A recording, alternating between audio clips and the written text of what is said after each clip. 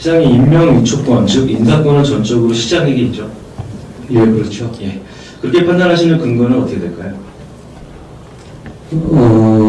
각종 인사 규칙에 따라서 시장에게 권한이 부여가 되어 있습니다. 네.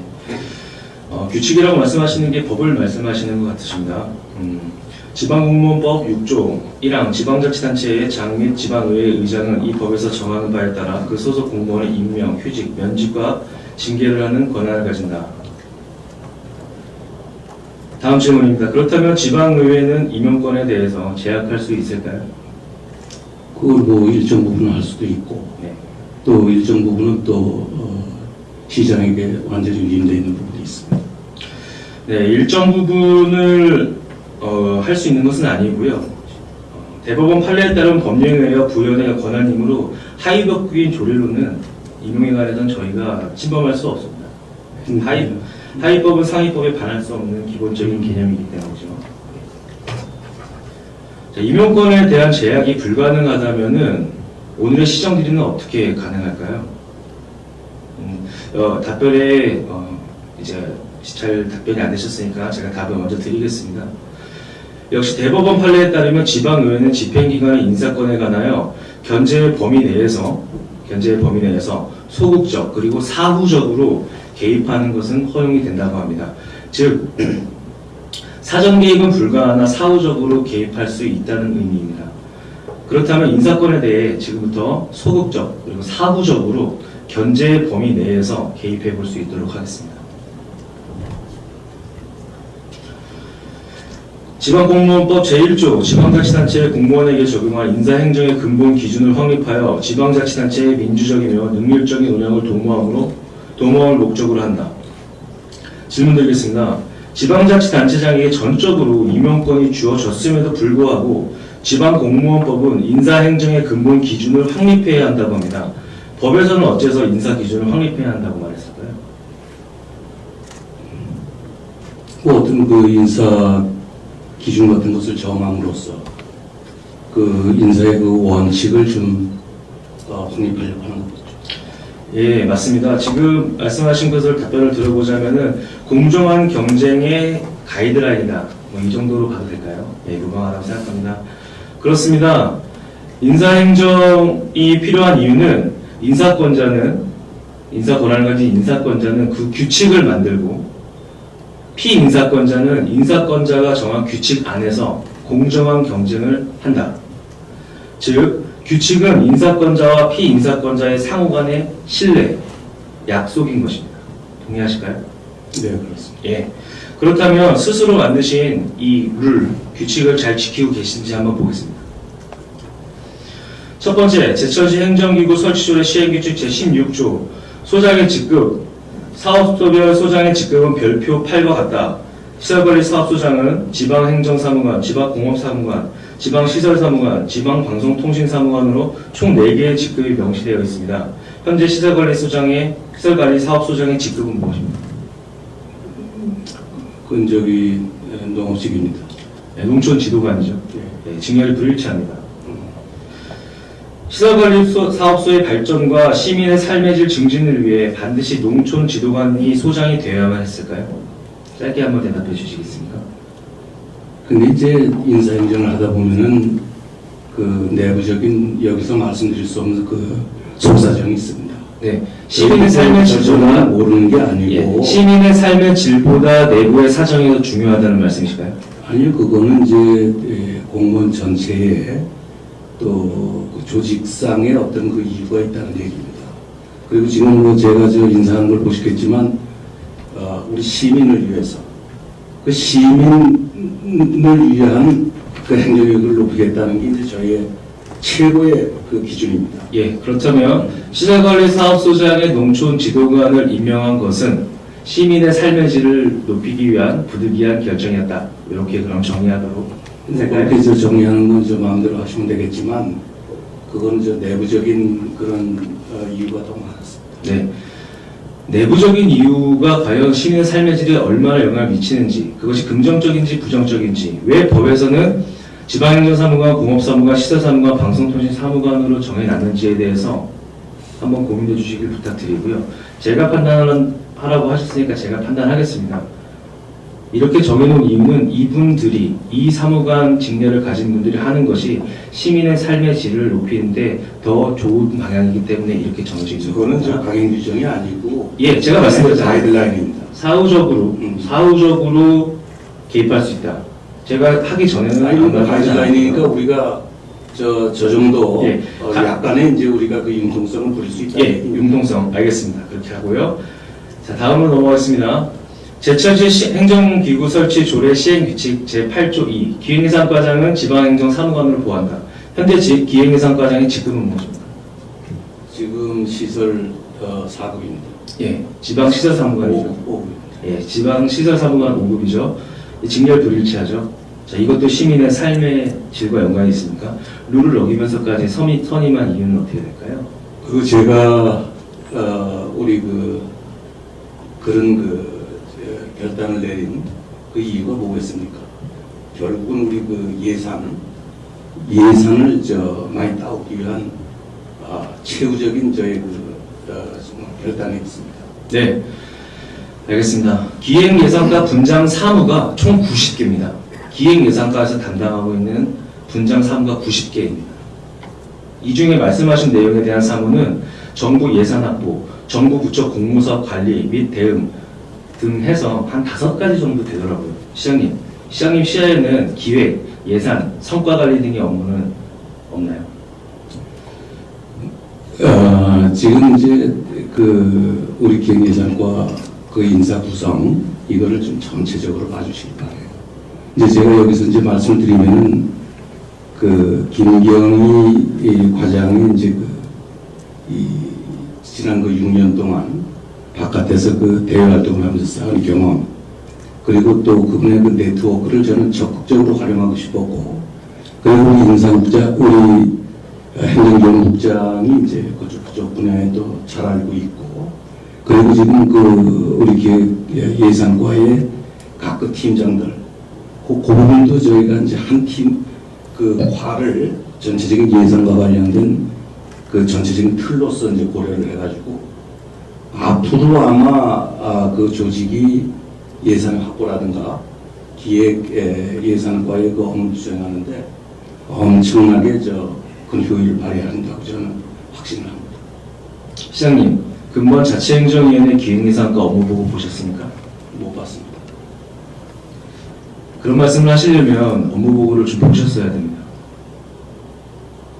이거야말로 제가 판단할 얘기입니다. 예, 본인이 판단하시는 얘기는 맞습니다. 저 서두에 얘기했듯이 모든 인사권은 시장님에게 있기 때문에 그게 무슨 문제가 있었습니까?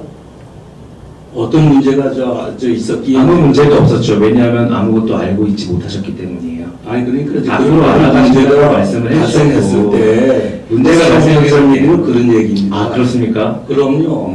이게 시장도 제가 아닌데 어떻게 그거를 시장님, 예. 제가 그리고 의원들이 당시 기획예산과장에게 하반기 업무 계획 보고를 받는 날이었습니다.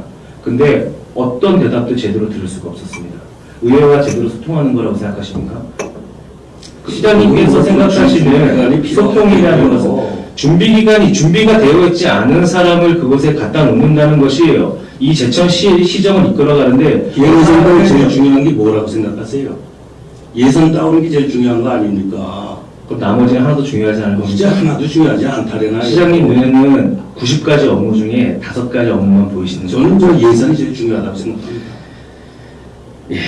그러면 그 부서에 있는 다른 분들에 대한 얘기가 아니에요. 아니죠. 예의 따지고 기획예산과장은 중요하죠. 지역 기획예산과장을 법에서 제천시 행정기구 설치 조례에서 지방행정사무관으로 보한다고 되어 있는 이유는 일반 행정 업무가 100분의 50 이하기 때문에 지방행정사무관만 보직할 수 있도록 법적으로 정해놓은 겁니다.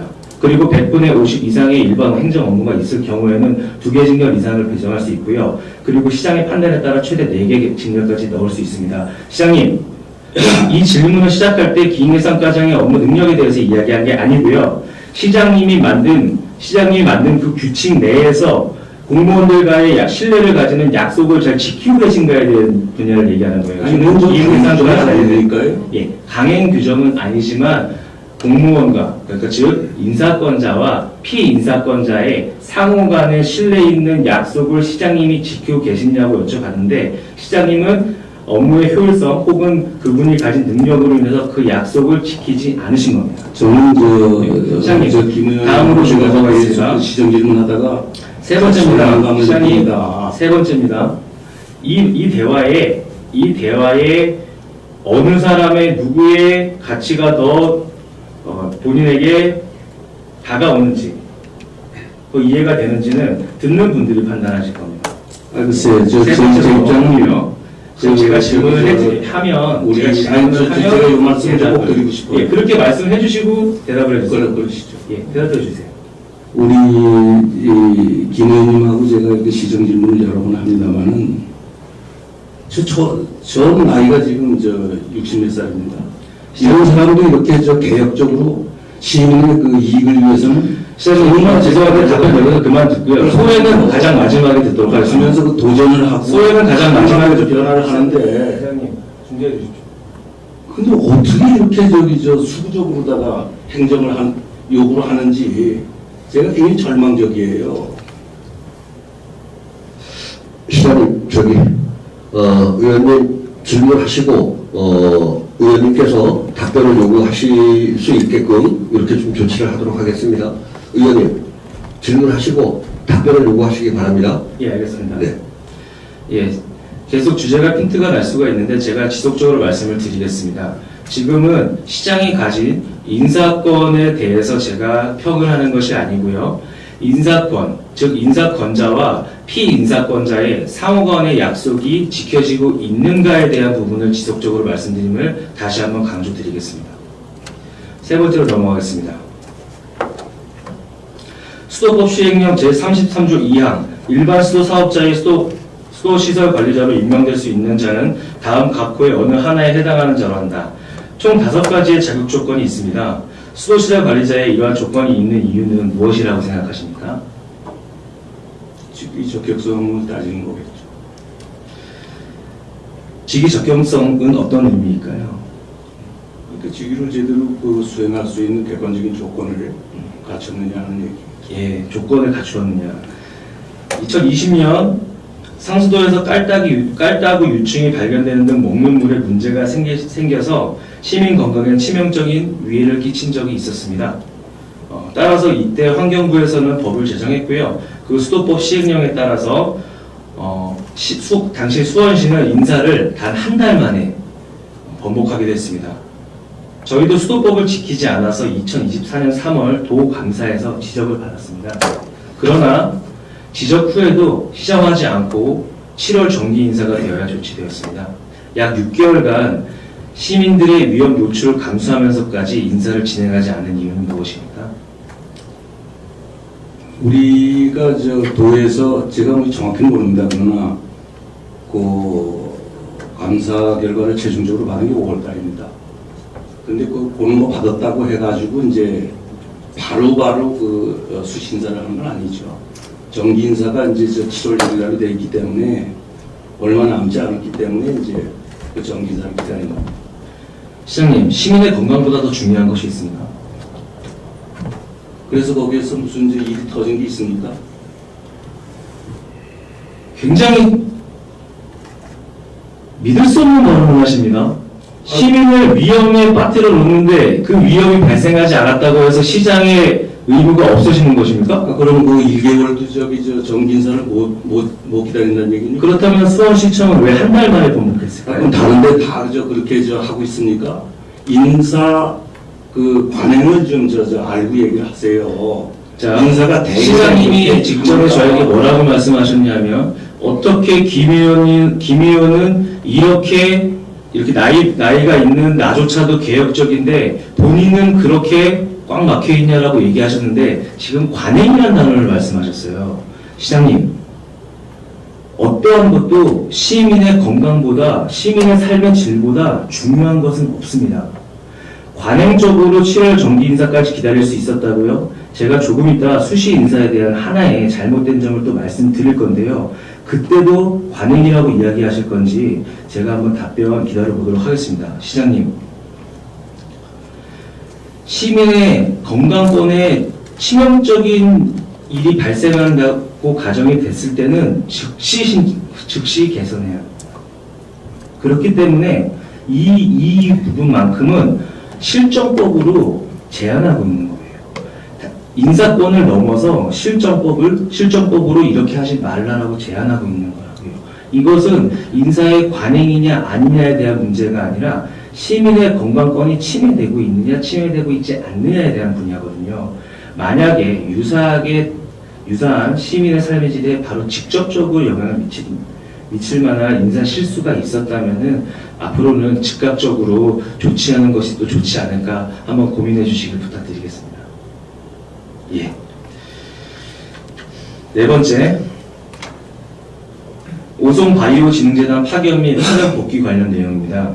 7월 8일 정기인사에서 변동이 없었던 인원을 단 5근무일 만에 오송바이오진흥재단에 파견 나간 직원과 맞교대 인사를 진행하셨습니다. 혹시 특별한 이유가 있었을까요? 그건 지극히 실무적인 얘기이기 때문에 저는 사실 그 사정을 잘 모릅니다. 시장님께서 가진 인사권의 권한이 모두 시장님께 있다고 처음에 말씀드렸는데요. 모릅니다라고 대답하시는 것은 그 권한을 포기하시는 것과 마찬가지죠. 그죠. 업무라는 게 다 분장이 돼 있고 제가 하는 그 결정은 또 다른 분야가 있습니다. 시장님, 권한이 있다는 얘기는 책임이 있다는 얘기입니다. 모릅니다라고 얘기되면 안 되고요. 그것을 전결 처리를 했거든요. 인사에 대해서.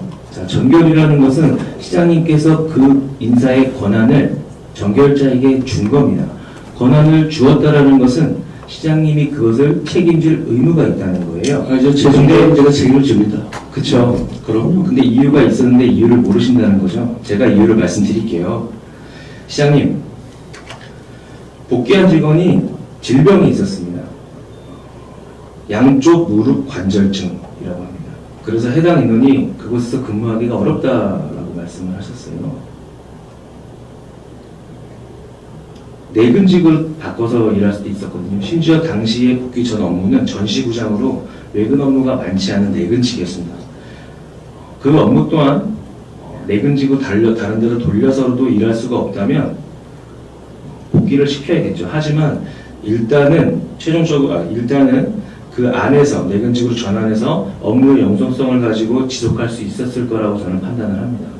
근데 양무릎 관절증으로 인해서 복직을 시키셨어요. 복직한 곳이 혹시 어딘지 아십니까? 그건 제가 복귀시킨 게 아니고요. 그 인사과에서 이제 인사 상담을 합니다. 그래가지고 이제 그런 걸 막아가지고 종합을 해가지고 인사판을 짭니다. 그 다음에 제가 이제 그걸 보고 저의 이제 어떤 원칙이 있을 거 아닙니까? 그거에 기초해가지고 이제 제가 최종적으로 저의 그 지시를 내리는 거죠. 최종적으로 지시를 대해서는 지금 그 실무 분야 아까 제가 실무 얘기를 드렸는데 실무 쪽에서 그거는 이제 챙기고 또 반영을 하는 사람입니다. 네, 실무에서 챙긴 것을 결정을 하신 거죠. 그래서 책임은 하여튼 제가 책임은 최종적으로 다 집니다. 어디로 발령났는지 혹시 아십니까? 영수통장 아니에요? 그렇죠. 예. 시장님, 복귀 후 배치받은 곳이 행정의 최일선 기관인 읍면동입니다. 재난 등의 사유로 현장 업무가 매우 많고 기타 외근 업무가 정말 많은 곳이에요. 그런 분을 무릎 관절증, 질병이 있으신 분을 그쪽으로 복귀시는 것이 양 기관의 업무를 비교했을 때 합당하다고 판단하십니까? 저는 우리 인사팀하고 자치행정과 그래서 인사 부서의 그 처리 결과에 대해서 신뢰를 합니다. 그 신뢰가 정기 인사 이후에 7월 15일자로 일어났거든요. 그것이 이렇게 시급을 요할 만큼 중요한 일이라고 판단하십니까? 글쎄, 그건 제가 다시 얘기를 드리지만, 그건 실무적으로. 시장님은 잘 모르시고 실무적으로 판단한 것을 존중한다. 네. 나의 권한을 정말 줬기 때문에 인정한다는 의미시죠. 시장님, 시민 건강과 직결되는 수도사업소장은 실정법을 위반하고도 느긋하게 6개월 만에 인사를 행했었고요. 무릎 관절 건강 이슈가 있는 인원은 정기 인사 단 5일 만에 현장 외근 업무가 가장 많은 읍면동으로 보냈습니다.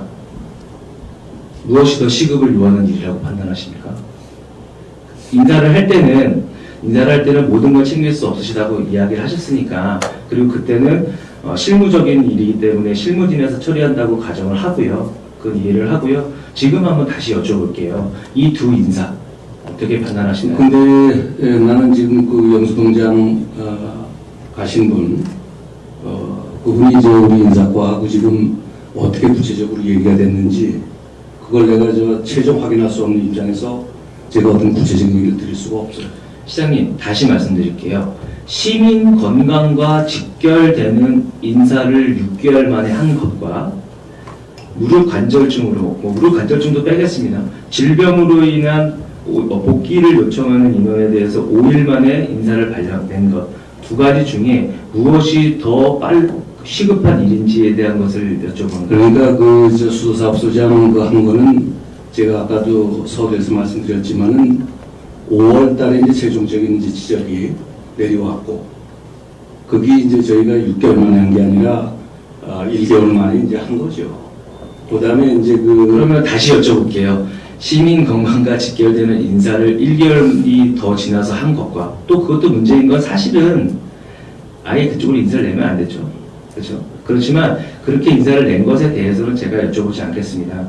알았으면 바로 조치했어야 되는데 한 달이 걸려서 인사를 낸 것과 직원의 사정으로 인해서 5일 만에 복귀시킨 것, 어떤 게 더 시급을 요하는 일인지에 대한 시장님의 판단은 어떻게 되십니까? 그래서 자선상을 제가 모르기 때문에 그때 그 수도사업소장 상당히 열심히 하시고 그 능력이 출중한 분입니다. 그래서 그 정도는 한 달 정도는 얼마든지 그 감당을 할 수 있으리라고 저는 판단을 했고, 또 하나는 이제 우리 신진용 그 동장 관련해서 그거는 또 다른 사정이 있을 겁니다. 예를 들어서 중도하고 결혼 보충 어떤 그 협의가 이 지체가 된다든가 이런 부분이 있어서 그렇지 않은 생각이 드는데, 제가 이제 구체적인 건 잘 모르겠습니다. 시장님, 충북도와의 협의나 내용은 별로 저에겐 중요하지 않고요. 이분이 복귀 사유를 얘기한 것은 충북도와의 결혼에 대한 내용이 아니라 질병 사유였습니다. 예. 저희는 공무원이잖아요. 페이퍼로 이야기합니다. 서면으로 얘기하는 거고요. 시장님께서 다리 그거 이외에도 이제 다른 어떤 얘기가 많았을 겁니다.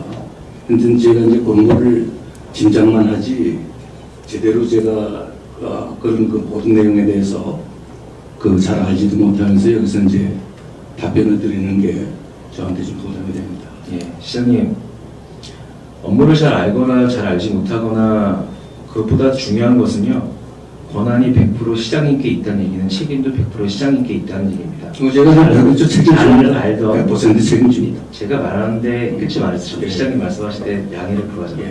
예. 잘 알던 잘 모르던 그것은 중요한 게 아니고요.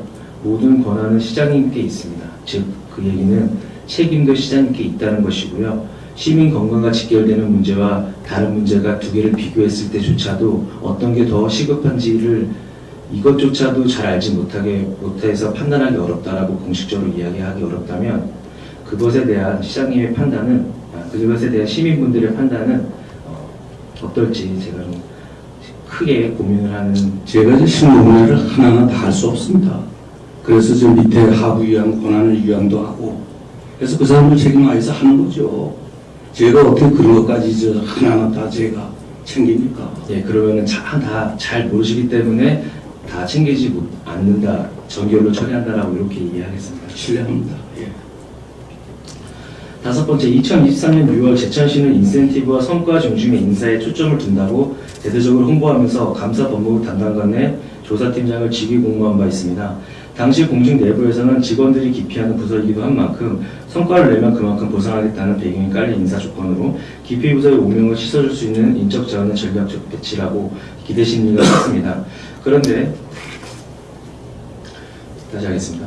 지방공무원 임용령 제3조의 3과 지방공무원 인사제도 운영지침 제3조에 의해 계획된 2024년도 제천시 인사운영 기본계획에 따르면 직위공모 선정자는 2년간 정보 제한을 원칙으로 하고 있음에도 불구하고 당시 역량이 있다고 판단되어 직위공모에 선정된 조사팀장을 단 1년 만에 정보 조치하셨습니다.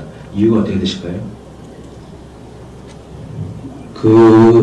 사실은 그 개인의 어떤 그 직원의 개인과 개인 그 정보와 관련되기 때문에 여기서 제가 자세히 설명을 못 드립니다. 그러나 그 진짜 여러 가지 그렇게 정보를 한 데는 여러 가지 이유가 있습니다. 그러나 구체적인 얘기는 개인 정보와 관련되기 때문에 다른 기회에 제가 말씀을 드리겠습니다. 시장님, 정말로 개인 정보적인 사유가 맞습니까? 그거를 제가 여기서 얘기를 하면 그 직원한테도 상당히 그 불명예 내지는 피해가 갈 겁니다.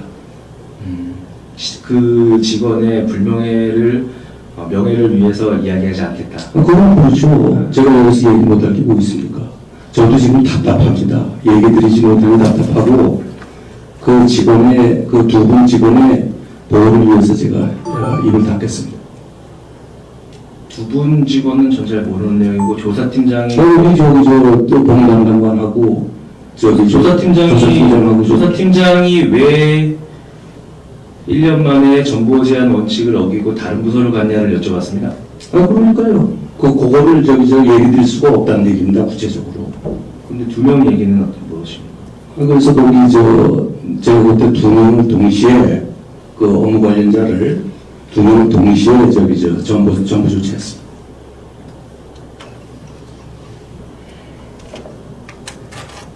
시장님, 그렇다면 2년 정보 제한 원칙을 지키지 못한 건 맞네요, 그렇죠? 아니죠. 그건 단서 조항이 있죠. 단서 조항이 없습니다. 단서 조항이 있어요. 있습니까? 있어요. 어떤 겁니까? 아니 그 직위의 그 부적정 업무를 수행하는 능력이 부족할 때는 그 정보할 수 있게 돼 있어요. 아, 네. 정보할 수 있고요. 시장의 권한이 더 이상은 질문하지 마세요. 거기서 개인적인 부분이기 때문에 그걸 제가 답변 드릴 수 없다는 얘기예요. 시장님, 개인적이라고 얘기하시는 거는 마치 그 정보 대상자, 조사팀장의 개인 정보를 얘기를 하시는 겁니까? 그렇죠. 시장님, 다 눈과 귀가 있습니다. 그래서 어떤 손바닥으로 하늘을 가리지 마십시오. 그 직원이 정말 모두가 동의할 만큼 개인적으로 잘못한 게 있어서 정보받은 겁니까? 그러면 잘못이 없는데 제가 했다는 얘기예요? 예. 제가 말씀드리고 싶은 것은 그분이 잘못이 있다 없다를 직원분들이 혹은 여기 보고 계신 분들이 판단할 건데 시장님이 판단하시기에는 그 직원이 1년 만에 운영 원칙을 어길 정도로 중대한 업무적 실수가 있었다는 거죠. 그럼 인사권자가 그걸 판단 못하고 누가 합니까? 예. 인사권자가 중대한 업무 실수가 있다고 판단하신 거죠. 그거 더 이상은 저 답변을 안 할게요. 1년 만에 운영 원칙을 어길 정도로 다시 말씀드립니다. 중대한 업무 실수가 있었다는 것을 말씀하시는 거죠. 제가 내용을 얘기하는 게 아닙니다. 중대한 업무적 실수가 있었다고 인사권자는 판단했다라고 말씀하시는 그 거죠. 조항에는 실수를 얘기하지 않습니다. 업무를 수행할 수 있는 충분한 능력이 없을 경우에 하도록 되어 있습니다. 네, 시장님, 제가 아까 말을 하다가 죄송합니다 다시 하겠습니다라고 얘기한 부분이 있습니다. 제가 그 부분 한번 읽어드릴게요. 얘기하려다가 뺐던 부분입니다. 최근 조사팀장이 소위 말하는 한직으로 정보 조치되었습니다 라는 부분을 제가 공무원분들이 다 계시고 각자의 위치가 있는데 한직이라는 표현을 쓰고 싶지 않아서 넘겼습니다. 넘기고 얘기를 했는데 시장님, 개인이 어떤 잘못을 했는지는 우리 모두가 알고 있고 하지만 그 정도가 조사팀장 직위 공모라는 특수한 상황에서 그 직을 운영 원칙을 깰 만큼 잘못했느냐라고 생각하는 것을 시장님은 잘못했다라고 판단을 그 합니까? 조직 운영 이거 하는데 너무 저 관여하지 마세요.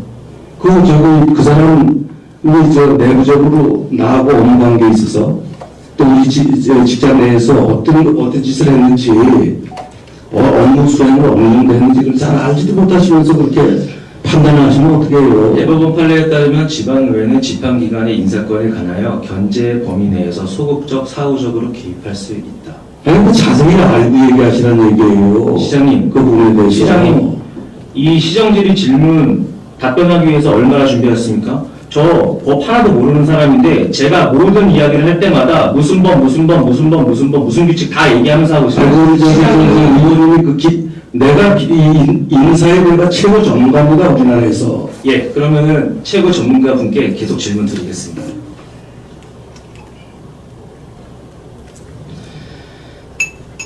여섯 번째, 제천시 지방공무원 정원관리 등에 관한 규정 5조 이하는 팀별 명칭 진료를 명시합니다. 25개 팀장 능력이 일치하지 않습니다. 인사 전문가분께서 이렇게 진료를 일치시키지 못하고 직원들과 한 약속을 지키지 않고 계시네요. 일곱 번째, 제천시 지방공무원 인사규칙 31조 1항 민원창구에는 1년 이상 당해 업무에 경험이 있는 공무원을 배치한다. 이것은 강제 규정입니다. 12명 불일치합니다. 특히 이 조항의 경우 대민 업무의 특성을 고려한 규칙이므로 민원 서비스의 하락에 직접적인 영향을 줄 것입니다. 여덟 번째, 제천시 지방공무원 인사규칙 제29조 시 본청 및 직속기관 사업소에 근무하는 8급 공무원을 7급 공무원으로 승진 임용하고자 할 경우 읍면동의 공무원과 순환 정보를 실시하도록 노력하여야 한다. 이것은 너무 많아서 한 번 한 번 세워드리지도 않겠습니다. 본래 원칙으로 한다였습니다. 하지만 2023년 12월 22일에 노력으로 바뀌었습니다. 이러한 독소 조항으로 인해서 본청에 계시던 직원분들은 시민을 만나 현장의 목소리를 들어볼 기회조차 얻지 못하게 되었고요. 읍면동에 계시던 직원분들은 현장의 목소리를 실제 행정에 접목하고 능력을 발휘할 기회를 잃게 되었습니다.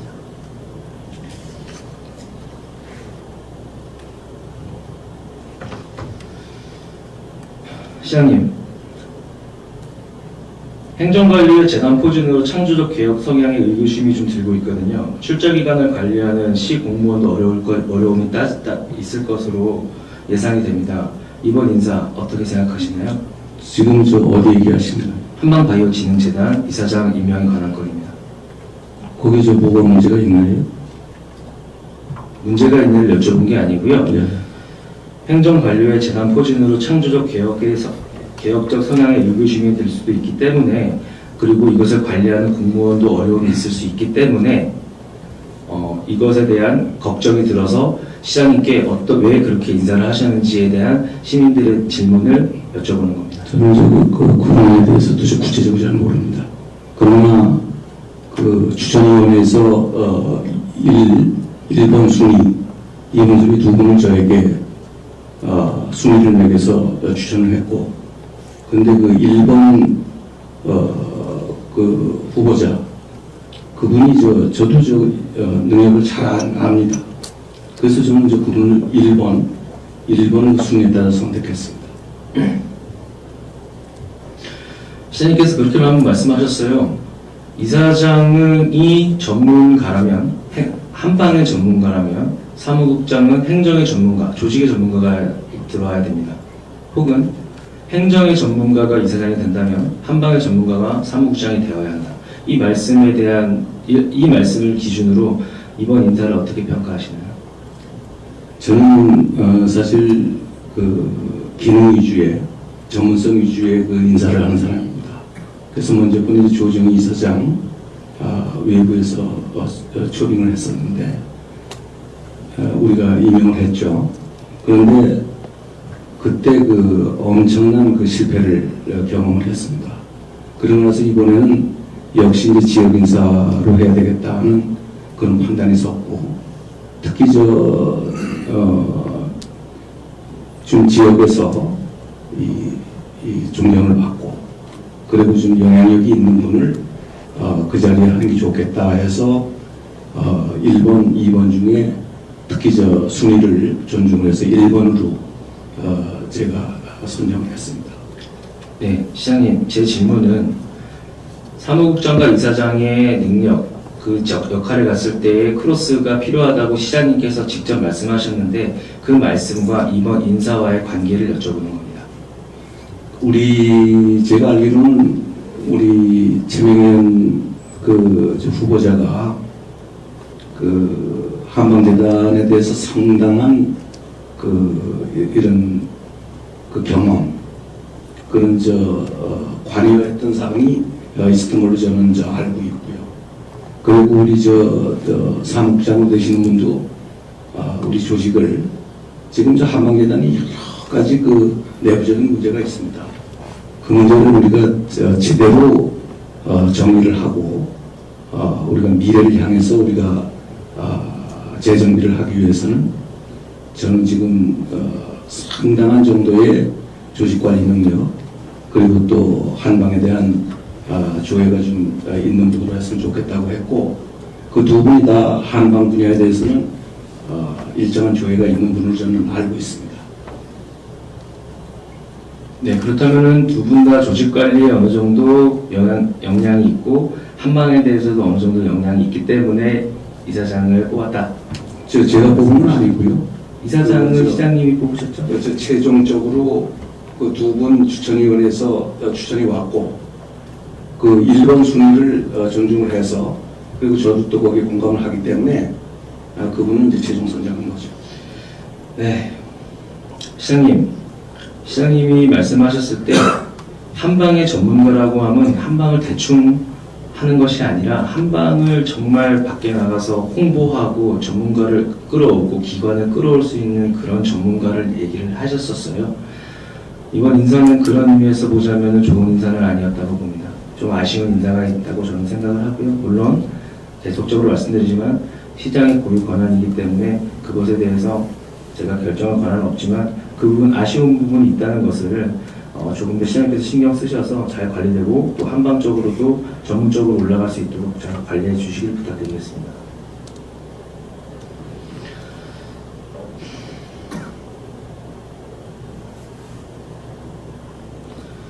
정책보좌관의 역할은 어떻게 될까요? 정책보좌관은 이제 정책적으로 상당한 권한을 가지고 이 정책을 조정을 할 수 있는 그런 권한이 있다고 생각이 됩니다.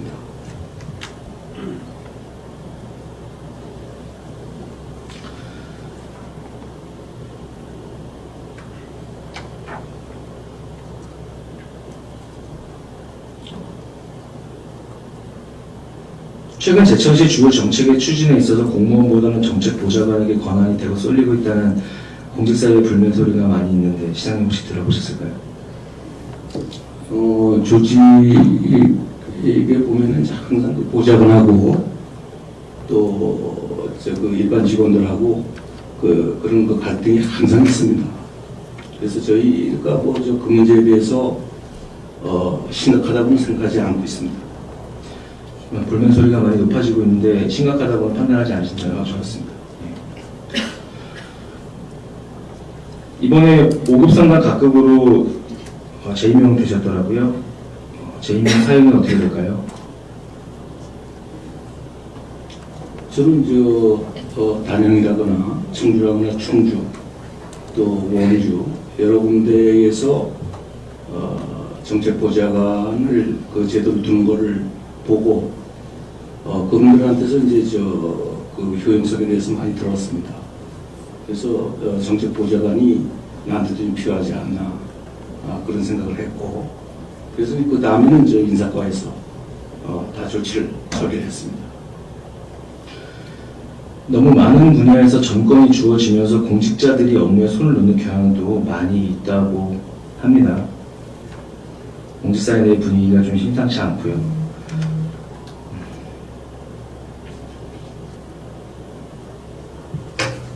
제가 한번 직원들 의견을 넓게 한번 들어보고 직원들 우려 또 이런 거를 방지하도록 그렇게 노력을 하겠습니다.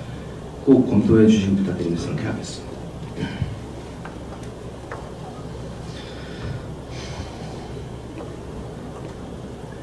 보좌관이라는 자리는 역관제로 채용되는 정무적 속경이 강한 자리입니다.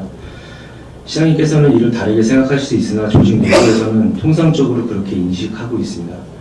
만약 이러한 인식을 변화시키고자 한다면 직원들의 인식을 서서히 개선시켜주는 것을 선행해야 할 것입니다.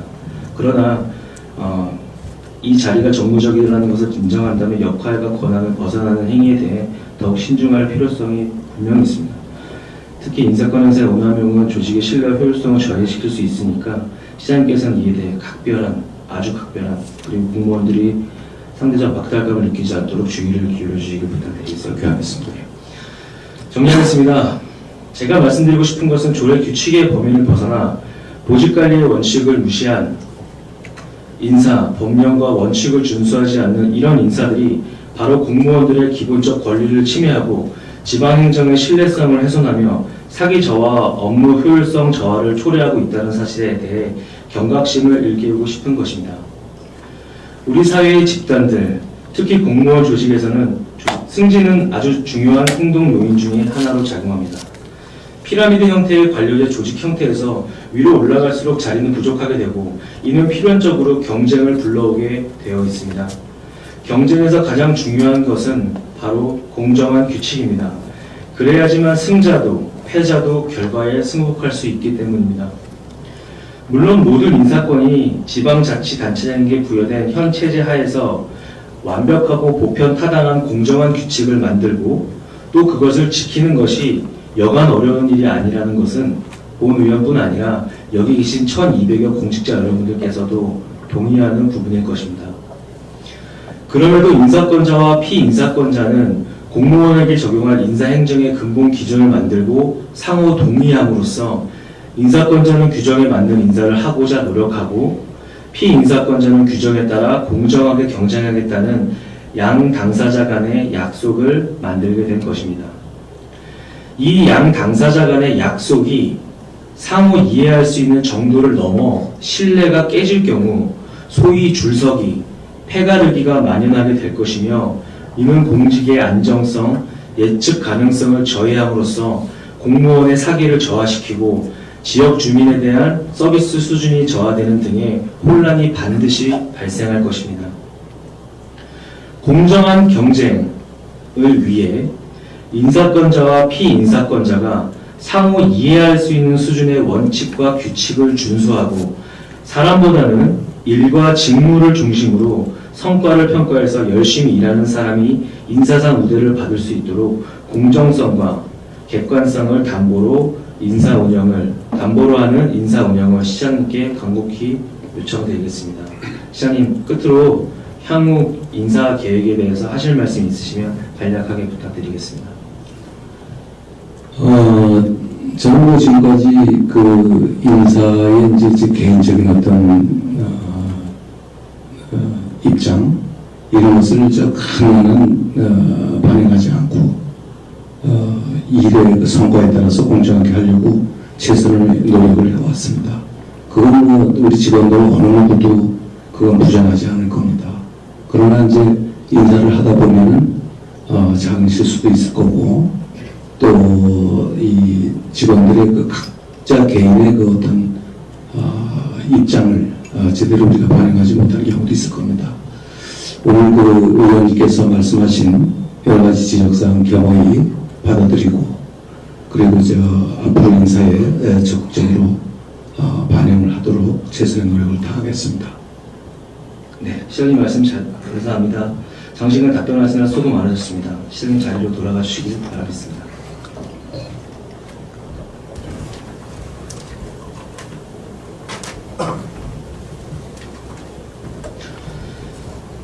지방자치단체장의 인사권은 지방자치법에 의해 보장된 고유 권한입니다. 하지만 이러한 권한이 부당하게 행사되어 공정성과 투명성이 결여된다면 문제가 발생할 수 있습니다. 특히 인사권 남용은 공무원의 기본적인 인권과 근로권을 침해할 수 있고 특정 공무원에 대한 차별적인 인사 조치는 공무원의 공정한 대우를 저해하며 이는 헌법과 관련된 법령에도 위배될 수 있는 사안입니다. 아울러 정치적 고려에 의한 인사 결정은 해당 공무원의 역량과 자질을 고려하지 않아 결국 지방행정의 전문성과 효율성도 떨어뜨리게 되고 이것은 지방자치단체의 신뢰도와 투명성을 훼손하는 데까지 이어지게 됩니다. 또한 지방자치단체장의 인사 결정에 대한 불신이 증폭되면 지방행정에 대한 신뢰도가 낮아져 지방자치 발전을 저해하는 요인으로 작용하기에 인사가 만사가 될 수 있지만 자칫 인사가 망사가 될 수도 있을 만큼 조직을 운영하는 데 있어 역량을 갖춘 인재를 적재적소에 배치하는 것이 얼마나 중요한지를 보여줍니다.